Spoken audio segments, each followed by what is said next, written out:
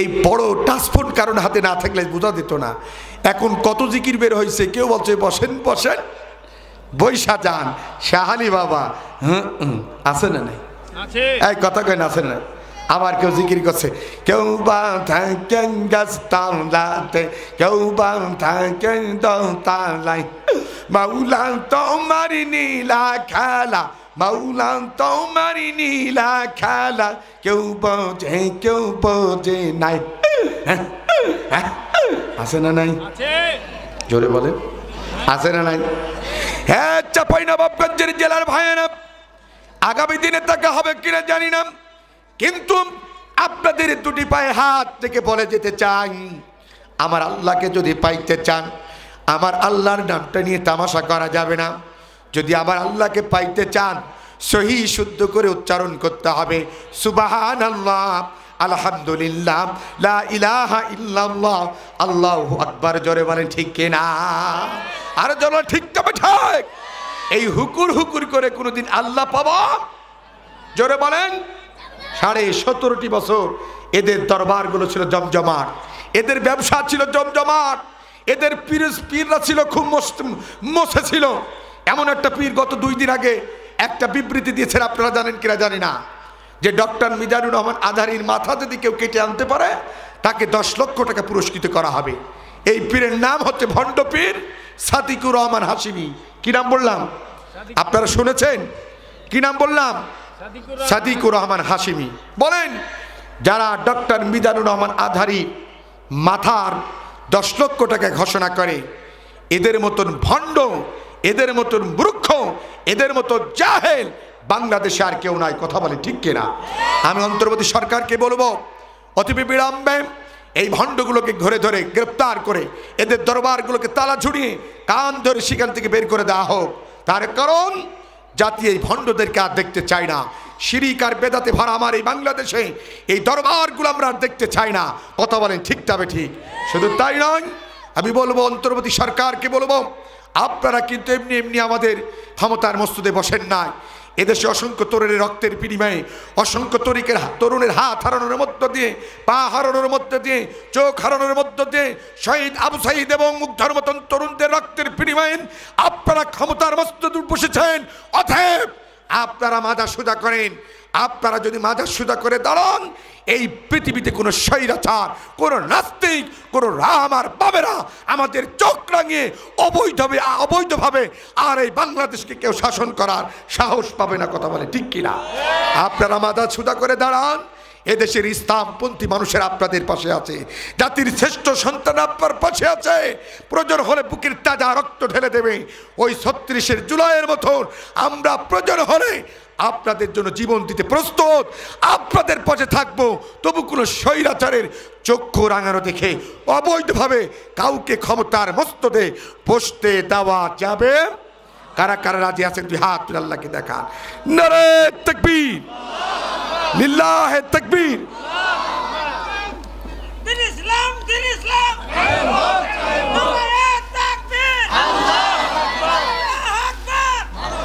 আমার ভাইয়েরা, আমার ভাইয়েরা, আপনাদের কি কষ্ট হচ্ছে?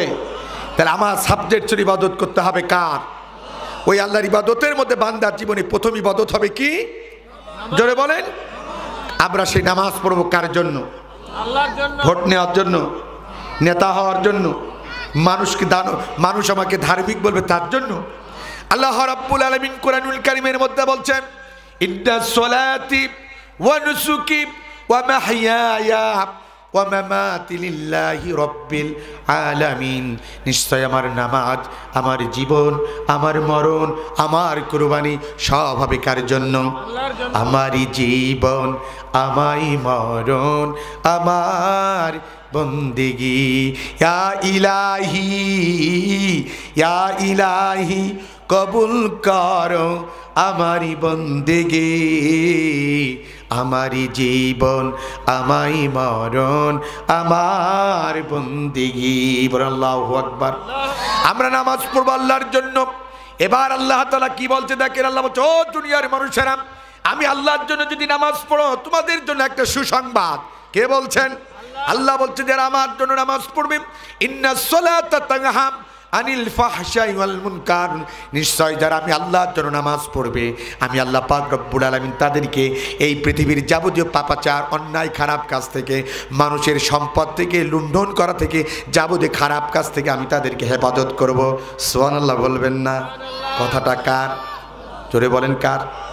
এখন আমাদের দেশে অনেকেই কথায় কথায় কোরআনের উদ্ধৃতি দেয়, আবার দেখা যায় দুর্নীতি দমন কমিশন দিয়ে যদি খোঁজা যায় তাদের দুর্নীতির গন্ধ খুঁজে পাওয়া যায়। কথা কয় না কা? আছে না নাই? মুসলমান ভাইরা আমার, অথচ আল্লাহ পাক রব্বুল আলামিন নিজেই বললেন, এদিকে তাকান, শেষের দিকে চলে যাচ্ছি। আল্লাহ বলছেন ইন্নাস সালাতা তানহা আনিল ফাহশাই ওয়াল মুনকার, যারা আমি আল্লাহর জন্য নামাজ পড়বে, আমি আল্লাহ তাদেরকে দুনিয়ার পাপাচার, যাবতীয় খারাপ কাজ, অশ্লীল কাজ থেকে হেফাজত করব, এমনকি জনগণের সম্পদ লুণ্ঠন করা থেকেও হেফাজত করব। কথাটা কার?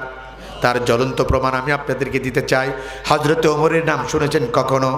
অদ্য জাহানের প্রেসিডেন্ট ছিলেন, আমিরুল মুমিনিন, খলিফাতুল মুসলিমিন হযরত ওমর ফারুক রাদিয়াল্লাহু তাআলার জামানায় কোনো একটা দিন রাতের বেলায় হযরত ওমরের স্ত্রী স্বামীকে ডাকতে বলছে, প্রাণের স্বামী, প্রতিটা ঈদ আসে, সকলের বাচ্চাগুলো নতুন কাপড় পরে ঈদগার ময়দানে যায়। ও খলিফা, আপনার কি এতটুকু হৃদয়ের মধ্যে স্বাদ জাগে না, ইচ্ছা জাগে না যে আপনার বাচ্চাগুলো ছেঁড়া কাপড় পরে ঈদগার ময়দানে যায়, তাদের মুখে হাসি ফোটানো? হযরত ওমর ডাকতে বলেন, আমার দিকে তাকান, শেষের দিকে চলে যাচ্ছে।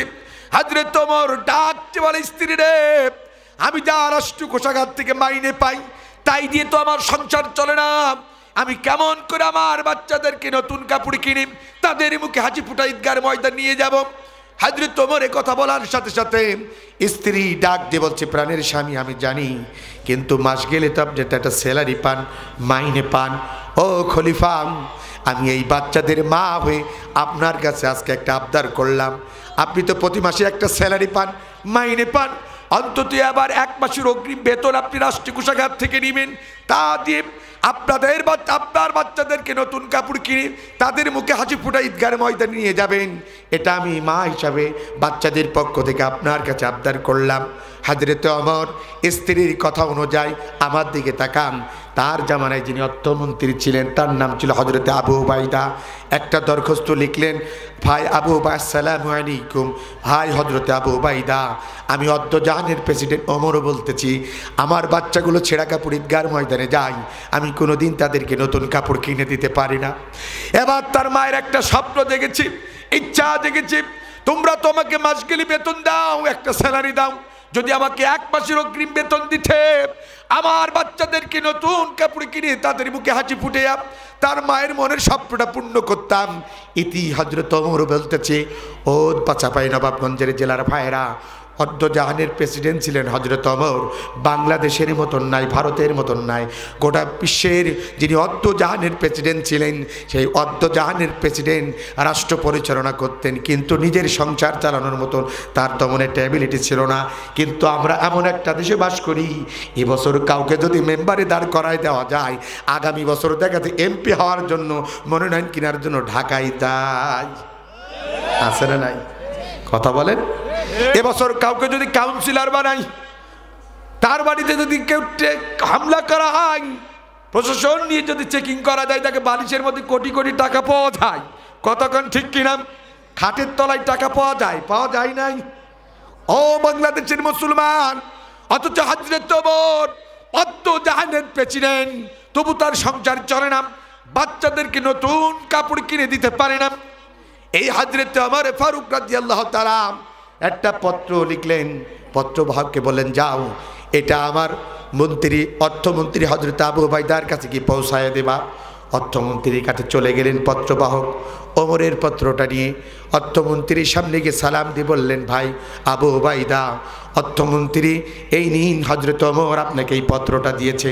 ডান হাতটা বাড়ায় দিয়ে অর্থমন্ত্রী হযরত আবু উবাইদা ওমরের চিঠিটা নিলেন এবং পড়লেন। পড়ার পরে 1 মাসের অগ্রিম বেতন চাওয়া দেখে অর্থমন্ত্রীর চোখ দিয়ে তার করে পানি পড়ে, চোখের পানি ছেড়ে দিয়ে কাঁদে, আরে মনে মনে বলে, আরে আজ ওমরের মতো রাষ্ট্রনায়ক এই রাষ্ট্রে থেকে যদি অর্থ খরচ করে, ওমরের সামনে কথা বলার কোনো লোক ছিল না, কিন্তু সেই ওমর আমার মতো নগণ্য একটা অর্থমন্ত্রীর কাছে 1 মাসের অগ্রিম বেতন চাই বাচ্চাদেরকে নতুন কাপড় কিনে দেওয়ার জন্য। হযরত আবু উবাইদা পত্র পড়ার পরে চোখ দিয়ে দরদার করে পানি পড়ে এবং মনে মনে কল্পনা করে, হারে এই অর্থটা তো শুধু আমার নয়, জনগণের সম্পদ, ওমর রাষ্ট্রনায়ক হতে পারেন, কিন্তু এই অর্থ ওমরেরও তো নাই। আমি জনগণের সাথে পরামর্শ না করে ওমরকে এক মাসের অগ্রিম বেতন দিতে পারি না, বরঞ্চ তিনি পত্রের উল্টা পিঠে দুইটা শর্ত জুড়ে দিলেন। এক নম্বর, আমিরুল মুমিনিন খলিফাতুল মুসলিমিন, আমি আপনাকে এক মাসের অগ্রিম বেতন দিতে পারি, শর্ত হলো দুইটা। এক নম্বর, আপনি আগামী এক মাস এই পৃথিবীর মধ্যে বেঁচে থাকবেন, তার একটা গ্যারান্টি, তার একটা সিকিউরিটি আপনাকে দিতে হবে। নাম্বার দুই, আমিরুল মুমিনিন, যে রাষ্ট্রের মানুষ আপনাকে খেলাফতের মসনদে বসিয়েছে, আগামী এক মাস এই রাষ্ট্রের মানুষ আপনার এই খেলাফতের মসনদে রাখবে কিনা, দেখবে কিনা, তার একটা সিকিউরিটি, তার একটা গ্যারান্টি আপনাকে দিতে হবে। যদি দিতে পারেন আমি এক মাসের অগ্রিম বেতন আপনাকে দেব, তার আগে দিতে পারবো না। এটি অর্থমন্ত্রী হযরত আবু উবাইদা বলতেছে, পত্রের উল্টা পিঠে দুইটা শর্ত দিয়ে পত্র বাহককে বললেন, যাও, এটা অর্থমন্ত্রী, এটা অর্থজাহাজের প্রেসিডেন্ট ওমরকে আবার ফেরত দিবা। ওদিকে হযরত ওমর বুক ভরা স্বপ্ন নিয়ে প্রতীকের মতন পথে বসে আছে। এক মাসের অগ্রিম বেতন অর্থমন্ত্রী দেবে, তা দিয়ে বাচ্চাদেরকে নতুন কাপড় কিনে তাদের মুখে হাসি ফুটে ঈদগার ময়দানে নিয়ে যাবে। হঠাৎ করে দেখে পত্রবাহক হাজির। পত্রবাহক সালাম দিলেন, ডাকতে বলেন, আমিরুল মুমিনিন খলিফাতুল মুসলিমিন, আপনি আমাকে যে পত্রটা দিয়েছিলেন এটা আমি অর্থমন্ত্রণে জমা দিয়েছিলাম। অর্থমন্ত্রী পড়ার পরে পত্রের উল্টা পিঠে কি লিখে যেন আপনাকে রিটার্ন দিতে বলেছে। নিন। হযরত ওমর ডান হাতটা বাড়ায় দিয়ে পত্র বাহকের কাছ থেকে পত্রটা নিলেন। এবার পত্রটা খুললেন। পত্র খোলার পরে উল্টা পিঠে দুইটা শর্ত দেখে ওমরের চোখ দিয়ে তত্তর করে পানি পড়ে এবং সেজদায় পড়ে আল্লাহর দরবারে কাঁদে আর বলে, আল্লাহ, যেই রাষ্ট্রের রাষ্ট্রনায়ক কোরআন দিয়ে রাষ্ট্র পরিচালনা করে, সেই রাষ্ট্রের মধ্যে তুমি আমাকে একটা যোগ্য অর্থমন্ত্রী দিয়ে দিয়েছ। খোলাফায়ে রাশিদার সোনালী দিন কেন যে ফিরে আর আসে না, সকলেই পেয়ে তার অধিকার, কেন যে প্রাণ খুলে হাসে না। যদিও ধুলার আসনে বসে ওমরের রাজ্য শাসন করিত, যদিও খলিফা ওমরের শাসনে না খেয়ে কেহ নাহি মরিত, সেই ওমরের মতো কেউ এ ধরাতে কেন যে ফিরে আর আসে না। খোলাফায়ে রাশিদার সোনালী দিন কেন যে ফিরে আর আসে না, সকলেই পেয়ে তার অধিকার, কেন যে প্রাণ খুলে হাসে না। আল্লাহু আকবার বলেন। আজ ওমরের মতো রাষ্ট্রনায়কের বড় প্রভাব, আজ হযরত আবু উবাইদার মতো অর্থমন্ত্রীর বড় অভাব। আজ এই বাংলাদেশে যদি ওমরের মতন এবং হযরত আবু উবাইদার মতো অর্থমন্ত্রী থাকতো, আমাদের দেশের সম্পদ লুণ্ঠন করে কেউ বিদেশে অট্টালিকা বানাতে পারতো না, কোটি কোটি টাকার মালিক হতে পারতো না। কথা বলে ঠিক কিনা? জোরে বলেন ঠিক যাবে ঠিক। আমরা দেখেছি আমাদের দেশ থেকে যখন সর্বপ্রথম 4,500 কোটি টাকা বাংলাদেশের ব্যাংক থেকে গায়েব হয়ে গেল, আমাদের দেশের সাংবাদিকেরা প্রশ্ন করলেন আমাদের অর্থমন্ত্রী সাহেবকে, নাম ছিল আবুল মাল আব্দুল ওয়াহিদ, যে আমাদের বাংলাদেশের ব্যাংক থেকে 4,500 কোটি টাকা এখান থেকে গায়েব হয়ে গেল, আপনাদের এর প্রতিক্রিয়া কি? এই বিষয়ে স্পষ্ট জানতে চাই। আপনারা শুনেছেন, খবরও দেখেছেন, তিনি সাংবাদিকদেরকে স্টুপিড বলেছিলেন, তিনি গালি দিয়েছেন, অনাবিশ বলেছেন। আমি বলতে চাই, যারা জনগণের সম্পদ রক্ষণাবেক্ষণ করতে পারে না, যারা জনগণের সম্পদকে নিজেদের দলীয় সম্পদ মনে করে এই সম্পদ যারা লুণ্ঠন করে, তাদেরকে রাষ্ট্রের কোনো দায়িত্ব আগামী দিনে জাতি দেখতে চায় না। কথা বলেন ঠিক যাবে ঠিক, জোরে বলেন ঠিক যাবে ঠিক। আমরা জনগণের সম্পদ, রাষ্ট্রের সম্পদকে যারা নিজের সম্পদ মনে করে, দলীয় সম্পদ মনে করে, যারা রাষ্ট্রের সম্পদ তসরুপ করে, সেই নেতা, সেই চরিত্র ব্যক্তি আগামী দিনে দেখতে চায় না। কারা কারা তুই হাত তুলে আল্লাহকে দেখা। নারে তাকবীর, নারে তাকবীর। আল্লাহ কবুল করুক বলেন আমিন। এমন যোগ্য ব্যক্তি আমাদের দেশে আছে না নাই? আপনারা জানেন, একটা কথা বলে শেষের দিকে চলে যাচ্ছি। 4 দলীয় ঐক্যজোটের সভায় বাংলাদেশে ফখরুদ্দিন মঈনুদ্দিন যখন ক্ষমতায় আসলো এদের পরে এদেশে অসংখ্য এমপি মন্ত্রী চেয়ারম্যান মেম্বারদেরকে দুর্নীতি খুঁজে পেয়েছিলেন। 4 লক্ষ জোটের সময় 2টি মন্ত্রণালয় এদেশের দাড়ি আর টুপিওয়ালাদেরকে যারা বলে এরা ক্ষমতা পেলে রাষ্ট্র পরিচালনা করতে পারবে না।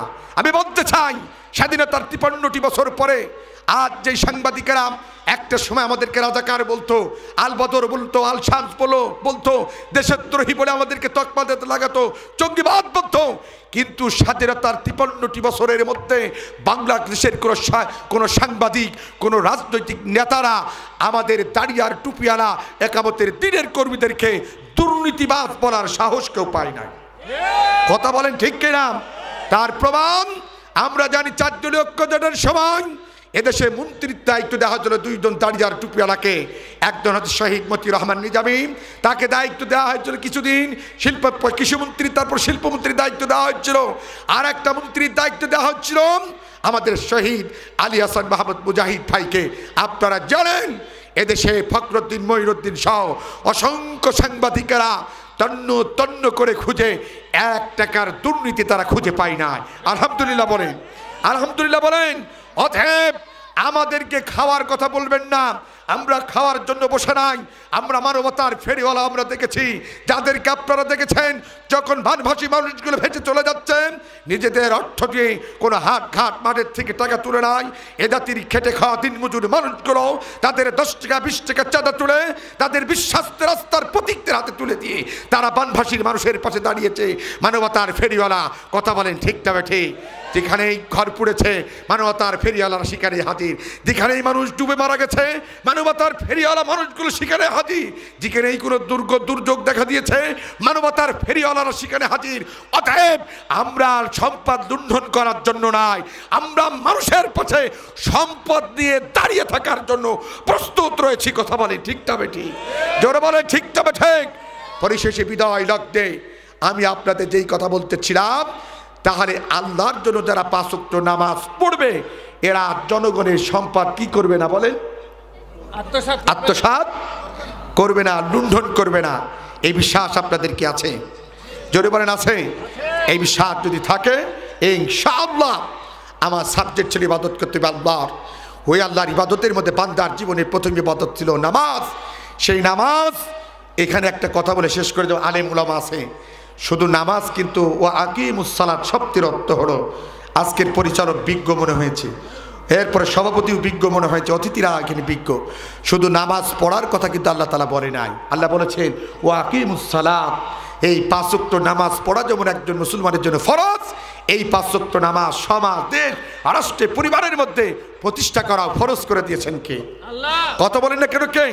অবিয়া মসজিদের ওই কোণে বসে জিকি যত ঝাড়ো কোষে, মসজিদের ওই কোণে বসে জিকি যত ঝাড়ো কোষে, এভাবে যাই না পাওয়া আল্লাহকে, কি হবে বেঁচে থেকে অযথা বিদ্যা শিখে যদি না করতে পারি শোষণবিহীন সমাজটাকে, কি হবে বেঁচে থেকে?